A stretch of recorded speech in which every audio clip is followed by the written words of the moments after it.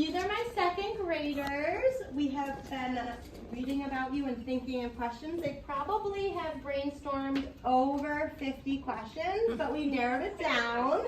They're really excited to get to know you. And our first question is, how would you like us to address you? However you like. If you like to be formal, you're welcome to say Mrs. Polson, or you can call me Shannon if you are informal. So as your classroom rules dictate, what do you guys think? Mrs. Polson? Yeah. Yes. Okay, perfect. Thank you so much. Do you want to start by giving a little brief interview about yourself, and then we're going to kind of ask you a lot of questions. Okay.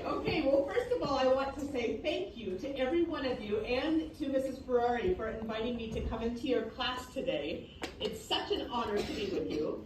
I had the chance, when I was your age, I was living in Alaska. So I grew up in Anchorage, Alaska, a long ways away from you.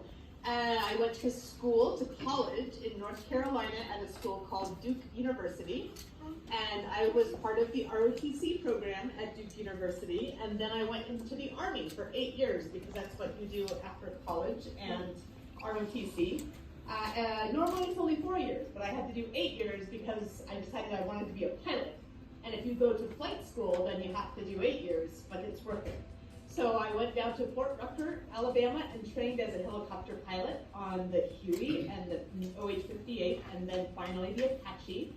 And then I served for 8 years at Fort Bragg, North Carolina, and Bosnia and Herzegovina, which is across the ocean from Italy, across a little sea from Italy, actually.